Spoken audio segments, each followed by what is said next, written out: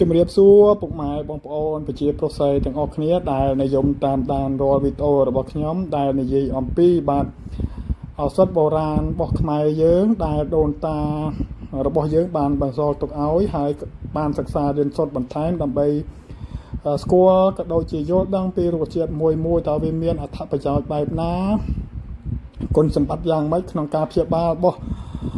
ពុកម៉ែបងប្អូនជាមួយនឹងជំងឺដែលមាននៅលើរូបរាងកាយពុកម៉ែបងប្អូនណាហ្នឹងហើយរុក្ខជាតិនេះគឺតាមបំផងលបងចិត្តផ្ទះពុកម៉ែបងប្អូនសួនច្បារដំណាំអីគឺវាមានដុះអមជាមួយនឹងដំណាំរបស់យើងបាទរុក្ខជាតិនេះជាស្មៅទេពុកម៉ែបងប្អូនណាជាស្មៅទេប៉ុន្តែវាមានអត្ថប្រយោជន៍យ៉ាងច្រើនសម្រាប់សុខភាពរបស់យើងបាទហើយមានបងប្អូនខ្លះគាត់បានស្គាល់រុក្ខជាតិនេះហើយប៉ុន្តែអត់ដឹងថាគេយកទៅប្រើប្រាស់របៀបណាហើយវាមិនហើយវាមានគុណសម្បត្តិយ៉ាងម៉េចនោះទេបាទហើយរុក្ខជាតិនេះខ្ញុំនឹងប្រាប់ឈ្មោះបន្តទៅនេះបាទរុក្ខជាតិនេះគឺឈ្មោះបាទចម្លក់ទន្សាយបាទពុកម៉ែបងប្អូនណាហ្នឹងហើយចម្លក់ទន្សាយហើយវាកបនឹងជំងឺអីខ្លះខ្ញុំនឹងប្រាប់ពុកម៉ែបងប្អូនដូចតទៅនេះដែរបាទជំងឺហ្នឹងគឺជំងឺរលាកភ្លើងបាទជំងឺរលាកភ្លើងជំងឺថ្លើមជំងឺបញ្ចុះកម្ដៅជំងឺកពុកម៉ែបងប្អូនណារុក្ខជាតិនេះមានអត្ថប្រយោជន៍យ៉ាងច្រើនដែរហើយពុកម៉ែបងប្អូនអាចបោចវាបាទលាងទឹកឲ្យស្អាតយកទៅហាលក្រោមម្លប់បាទឲ្យវារាងសពតទៅពុកម៉ែបងប្អូនយកទៅស្ងោរផឹកកុំឲ្យវាបាទរងាប់ចិត្តថ្នាំហើយមានថ្នាំខ្លះគេហាលនឹងកម្ដៅថ្ងៃហើយថ្នាំខ្លះគេហាលនឹងម្លប់បាទហើយពុកម៉ែបងប្អូនបន្ទាប់ពីហាលហើយស្ងួតហើយពុកម៉ែបងប្អូនប្រើចន្លោះពី20ទៅ30ក្រាមក្នុងទឹកចំនួន2លីត្រពុកម៉ែបងប្អូនណាហ្នឹងហើយក្នុងទឹកចំនួន2លីត្រ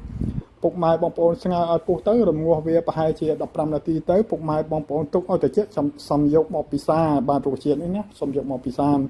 ហើយរុក្ខជាតិនេះมันពិបាកសម្គាល់ទេពុកម៉ែបងប្អូនមើលតាមរបៀបវីដេអូរបស់ខ្ញុំស្លឹកវាឆ្លងឆាយចាក់អញ្ចឹង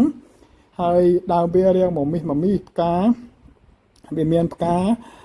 តបករបស់វាពណ៌សហើយនឹងស្នូលរបស់វាខាងក្នុងហ្នឹងគឺមានផ្កាមានពណ៌លឿងពុកម៉ែបងប្អូនណាមានពណ៌លឿងសួរចំណាំទេដូចវីដេអូដែលខ្ញុំបានបង្ហាញហើយ